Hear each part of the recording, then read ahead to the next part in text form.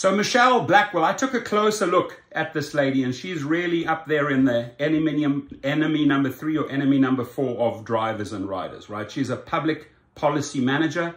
She makes sure that policies go through that go against riders and drivers, right? And it's sad that this woman chose this path, right? Because she went to a pretty prestigious university, George Washington University, not as good as Georgetown University, where my father was a professor at, right? In fact, many of the George Washington University students transfer to Georgetown University. Fact, right? So I'm talking to her, and I know she's going to come across this, this video. You are the public policy manager, right? Your job here, or your experience, it says experience in providing legal and policy analysis, guidance and political advice to elected officials, skilled in conducting legal research, drafting legislation, and successfully passing bills into law that screw drivers, that screw riders, right? This is the path you chose, Michelle Blackwell. There's no turning back. Your entire degree, your entire image has been tarnished, right, by associating yourself with a company that has no regard for the law, that walks over people. And by the way, Michelle Blackwell, we pay your salary, the drivers, right? And then you put legislation into power that is counter to what we are trying to achieve. Constantly working against us, right? To give you an idea here, my friends, let's just see what a public policy manager does. Generally speaking, a public policy manager is responsible for working within the government to dictate how legislative actions are implemented. Your duties in this career can involve interaction with the public, such as providing a query response to questions asked regarding specific policy implementations. Now, I want to remind this woman, because she came out yesterday and she tried to cover up a story, right? And that was, they screwed over a rider. They charged the rider $200 for being in this ice storm in Virginia. And then Uber tagged on an additional, right? Afterwards, right? Taking advantage of that situation. They very well knew what was going on there, and they tagged on an extra $400. Well, it blew up in the media. And then this woman had to bring out a broom and a vacuum cleaner and try to do some cleaning, right? This little Uber house lady here went to work and tried to do some steam cleaning and cleaned the mess up. And they said, oh, you know what? We'll refund you. Hang on, Michelle. Your company decided to go on and tag extra fees, right?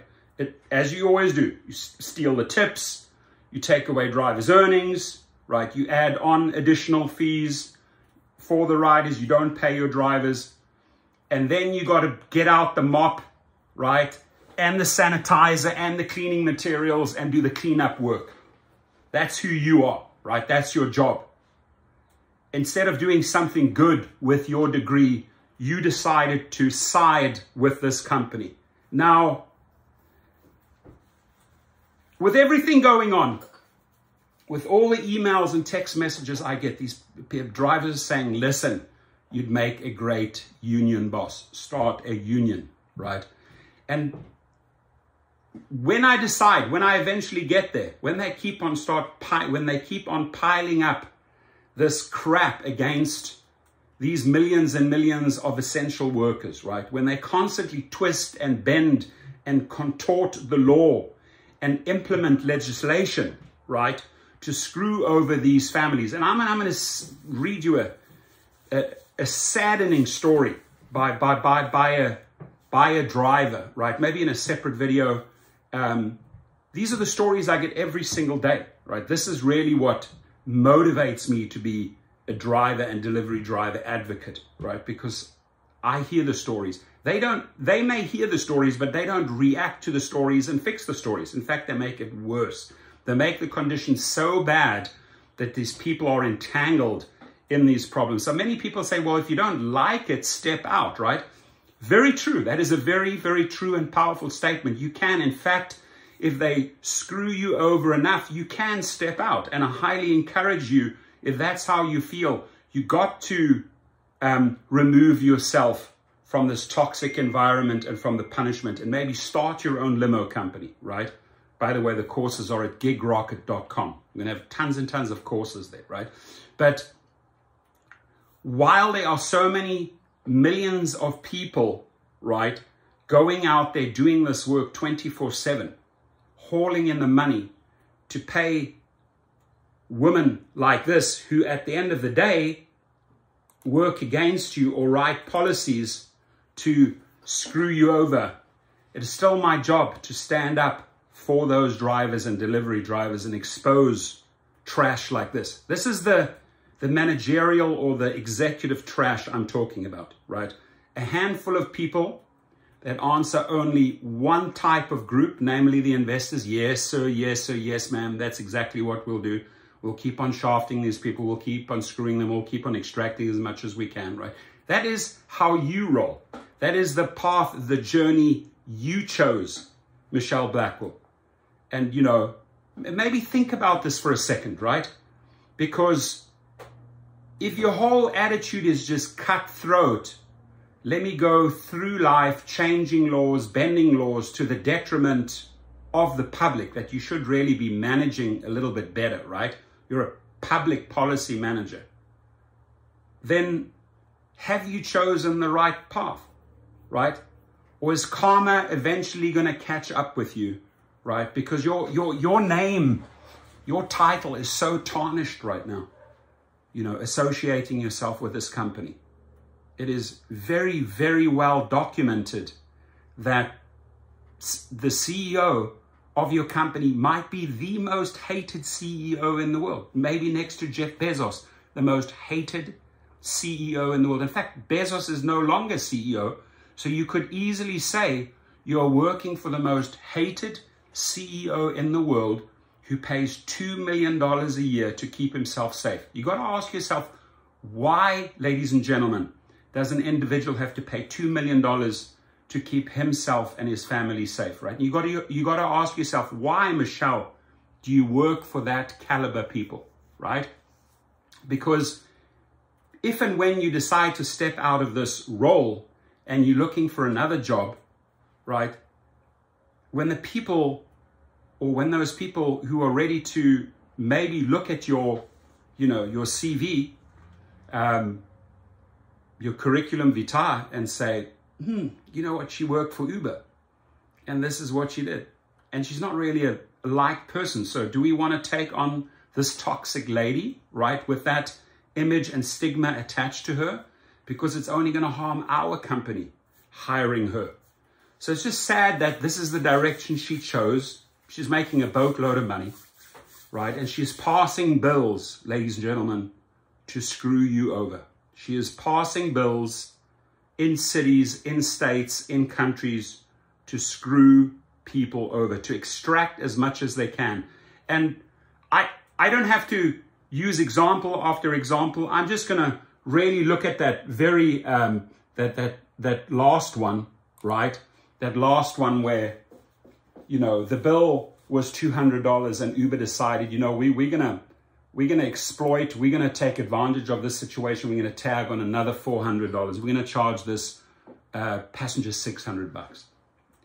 And then afterwards, when it all blew up in their face, out comes Michelle Blackwell with her mop, with her cleaning material, and tries to cover up everything. That's who you are.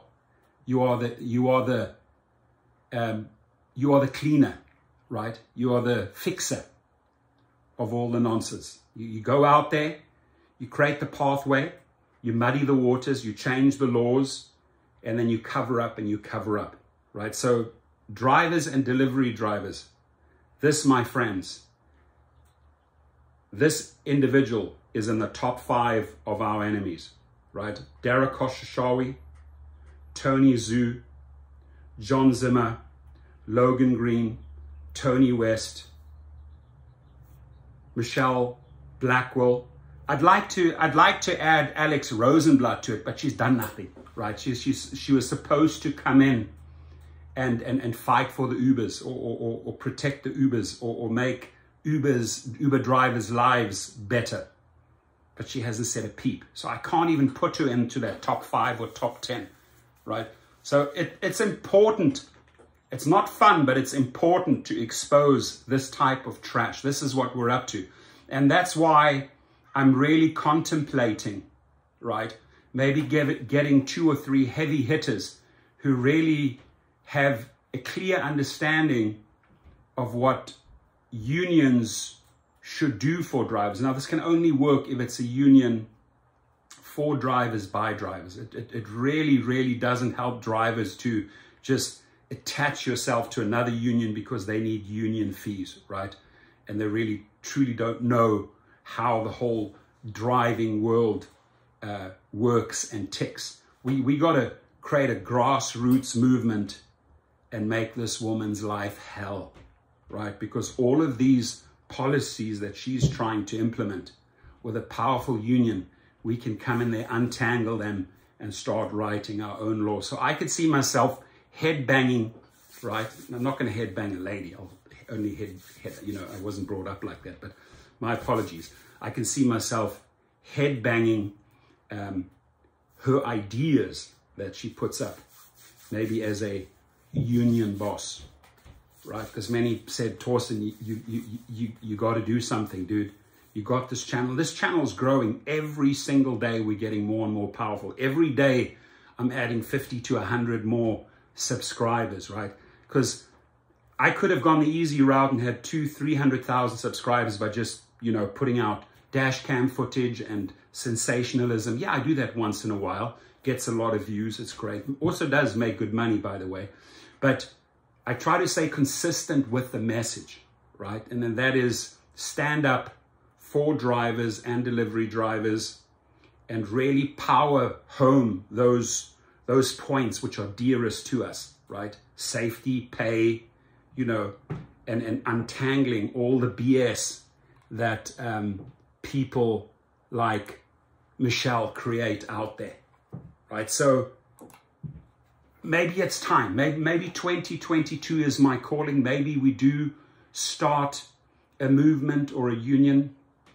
I could not think of anyone better maybe than Edward Escobar, who's been in the trenches, who knows all the ins and outs and knows a lot of the politicians and policymakers, because we could really become a powerful driver union, right? Representing Uber, Lyft drivers, delivery drivers, and stand up against these corporate bullies that are always trying to shaft us.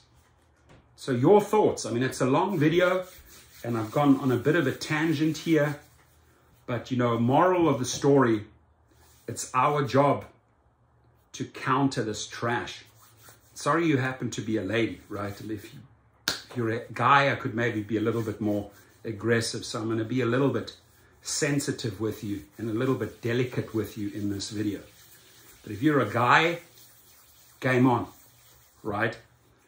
So we shall see where this goes, but I can tell you her job ain't going to be easy. We're going to keep on exposing her now that I know who she is, what she studied, what her job is at Uber, right? You sort of find this out through the media. You find out who the people are who pull the strings and manipulate the laws. You're looking at her. You're looking at her there. She's probably of the same caliber as Tony West, Michelle, both absolute scum people that have no regard for humans, have no regard for those millions of people, right? You'd think that they put someone in place there that actually would like to work, that would like to build bridges. The opposite, my friends. Have a great day. I'm waiting for your comments. Be safe. Happy weekend.